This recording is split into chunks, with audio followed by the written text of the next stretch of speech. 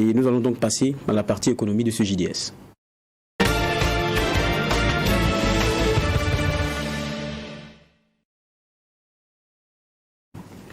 Pour lutter contre la fraude fiscale, le faux et l'usage du faux, l'État burkinabé s'est engagé dans la promotion de la facture normalisée. Et pour cela, on a procédé le jeudi 31 mars dernier au lancement officiel de la généralisation de son usage au Burkina Faso. Beaucoup de questions donc se posent, et pour l'entrepreneur et pour le consommateur lui-même. C'est donc la partie économie, et c'est pour cela que je reçois sur ce plateau David Nana. Bonsoir David. Bonsoir Monsieur Va, bonsoir aux téléspectateurs. Et pour les questions que se posent, je l'ai dit tout à l'heure, entrepreneurs ou simplement consommateurs, nous avons sur ce plateau Salvador Savadogo, qui est le chef de service de gestion de la facture normalisée à la Direction générale des impôts. Bonsoir. Bonsoir. Déjà la première question, peut paraître toute bête, mais on la pose parce que c'est pédagogique aussi, quoi qu'on dise, cet espace-là et quelquefois la dynamique dans laquelle nous sommes. Qu'est-ce qu'une facture normalisée ? Merci. La facture normalisée, c'est une facture qui comporte un ensemble de mentions obligatoires prévues par l'article 562 du Code général des impôts, sécurisée par l'apposition d'un sticker et répondant à certaines caractéristiques. D'accord. Voilà. Il faut préciser que ce n'est pas uniquement en apposant le sticker qui rend la facture normalisée. Il faut un ensemble de mentions obligatoires pour, y compris le sticker, pour rendre la facture normalisée. D'accord, David. Alors, merci d'être là. On a vu au départ, c'est une facture qui concernait un certain secteur, notamment les PME, et puis aujourd'hui on l'étend, on généralise avec les microstructures aussi. Pourquoi cette généralisation et quelles ont été les insuffisances de la première phase? Merci.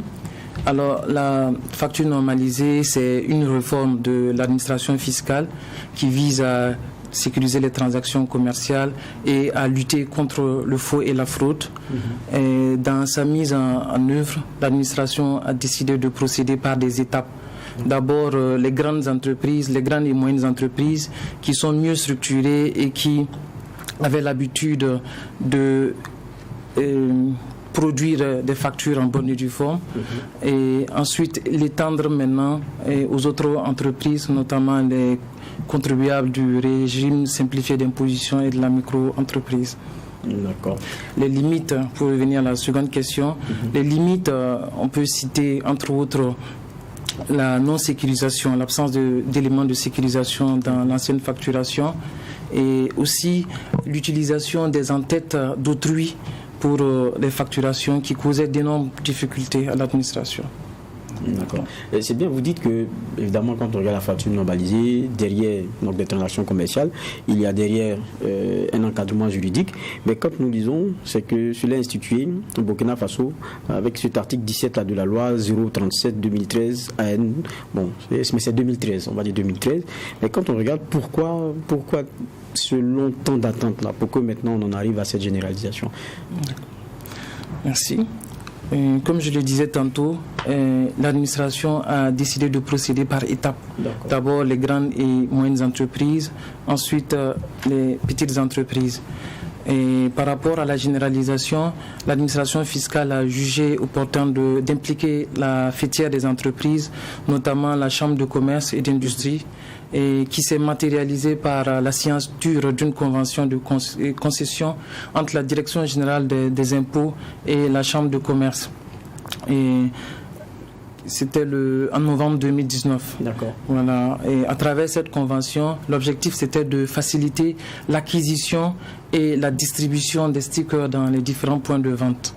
Voilà. Okay. Et nous pouvons aussi ajouter le fait que la crise sanitaire, notamment la Covid-19, est venue retarder un peu la mise en place de la généralisation de la facture normalisée au Burkina. D'accord. Alors moi, ce que je voudrais bien comprendre, il l'a dit lorsqu'il introduisait, c'est la sécurisation, c'est lutte contre la fraude fiscale, la concurrence déloyale. Matériellement sur le terrain, comment cela se passe, comment on lutte contre la fraude fiscale, la concurrence déloyale, et quels en sont les avantages pour les entreprises? D'accord. Donc, comme vous l'avez bien dit, les avantages pour l'entreprise, nous voyons que ça lutte contre la concurrence déloyale. Et on peut citer aussi le fait que ça formalise les secteurs informels. Ça permet de sécuriser le droit à déduction de la TVA et des charges. Et comme autre avantage, ça permet de réduire le contentieux fiscal sur les conditions de forme des factures. Alors ça, c'est les avantages de la facture normalisée pour les entreprises. Il y a des sanctions prévues pour ceux qui ne vont pas se soumettre à cette disposition-là?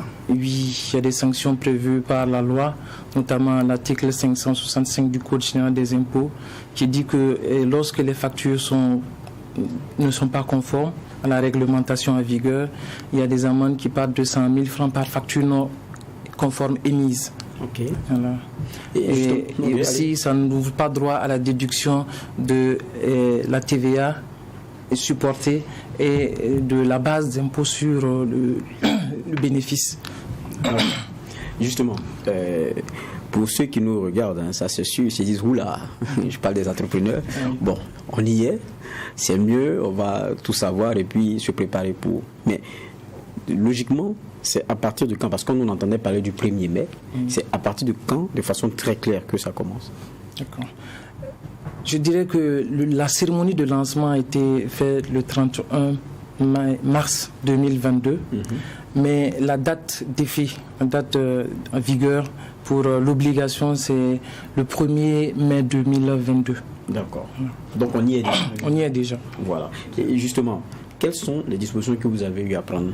Parce que c'est vrai qu'on y est. Donc je me dis que vos services ont eu à déjà mettre tout en branle pour que, pour ceux qui veulent le faire, dans tous les cas c'est une obligation, qui ne se retrouvent pas, parce qu'on dit souvent avec l'administration publique, il y a ce qu'on sort comme obligation, et le problème c'est que c'est lorsque vous voulez vous y conformer, quelquefois c'est pas simple. Pour avoir ceci c'est compliqué, pour avoir cela c'est compliqué. Quelles sont les dispositions que vous avez eu à prendre pour que les entrepreneurs qui nous regardent, les chefs d'entreprise, soient vraiment plus à l'aise? D'accord. La Direction générale des impôts, en partenariat avec la Chambre de commerce et d'industrie du Burkina Faso, ont entrepris des activités de sensibilisation, de formation sur le bien fondé de l'usage de la facture normalisée au plan national, et ce depuis 2017. D'accord. Voilà, et qui se poursuit jusqu'à présent. Et nous passons aussi par les médias, le canal des médias, pour relayer l'information, la sensibilisation sur le bien fondé de l'usage de la facture normalisée. Je peux ajouter aussi le fait qu'au niveau de l'administration et bien sûr de la Chambre de commerce, nous avons ouvert d'autres points de vente pour rendre plus accessibles les stickers aux contribuables. D'accord. Justement, on parle de ce sticker-là. Il est un prix fixe ou il varie suivant la facture? Et quel est ce prix? Le sticker qu'on appose, c'est en fonction des factures que ça varie, ou il y a un prix qui est désigné, un prix unique? Les stickers sont vendus par feuillet. D'accord. Voilà, les feuillets, pour les régimes réels normal d'imposition, les grandes et moyennes entreprises, coûtent 10 000 francs le feuillet, et à raison de 100 stickers. Et donc, mathématiquement, on dira que ça fait 100 francs par sticker. Et les feuillets du régime simplifié d'imposition et de la micro-entreprise coûtent 3 000 francs CFA à raison de 50 stickers, soit 60 francs par sticker. D'accord. Moi, j'aimerais bien revenir sur la question de M. Vaha, parce qu'elle est fondamentale. On a vu très souvent que dans le secteur économique, malgré la bonne volonté des entrepreneurs, on est confronté parfois à une insuffisance. J'en veux pour preuve les timbres qui très souvent manquent. Est-ce qu'on est sûr qu'avec le sticker, il n'y aura pas ce problème un jour? Rassurez-vous, l'administration a pris les dispositions, notamment quand je parlais de la convention de concession. Nous avons concédé la gestion de ces stickers à la Chambre de commerce et d'industrie du Burkina Faso. C'est elle qui est chargée d'acquisition de ces stickers et de mettre à la disposition dans les différents points de vente. Donc je pense qu'à ce niveau, il n'y a pas de souci à se faire. D'accord. C'est vrai qu'on avait commencé par se poser la première question, ça sera d'ailleurs la dernière. C'est quoi une facture normalisée? Mais quelles sont ses caractéristiques pour qu'on puisse vraiment comprendre? Peut-être tout terminer. D'accord. Les caractéristiques, comme je l'ai dit, il y a les mentions obligatoires. Et ces mentions, c'est les informations qui concernent le vendeur et l'acheteur. Okay. Les références cadastrales, les numéros de téléphone, le numéro UFU, la raison sociale, la date de l'édition de la facture, la numérotation qui doit être de façon chronologique, et ininterrompu. Donc, c'est des éléments qu'on appelle mentions obligatoires qui doivent être obligatoires. Ça veut dire que s'il y a une seule de ces mentions qui manque, la facture n'est pas normalisée. D'accord, donc on l'aura donc compris. Une dernière question ou bien c'est bon pour nous? Peut-être savoir, après cette étape de la facture normalisée, la prochaine c'est laquelle? Bon, pour le moment, on est au niveau de la facture normalisée. Je pose la question parce qu'on voit aussi dans certains pays, après la facture normalisée, on est passé à d'autres étapes. D'accord. C'est vrai qu'il y a des études en vue d'aller vers la facture normalisée électronique certifiée. Voilà, mais bon, pour le moment, on s'en tient à la facture normalisée. D'autant plus qu'on vient de la lancer et on communique pour que ceux qui sont chefs d'entreprise, ceux qui gèrent ces affaires-là puissent s'y conformer. Et comme on l'a compris tout à l'heure, c'est bénéfique pour l'entreprise, c'est aussi bénéfique pour le consommateur que nous sommes, parce qu'on est dans un état, et puis lorsqu'on parle de sécurité, on parle de ceci, de cela, il faut bien contribuer.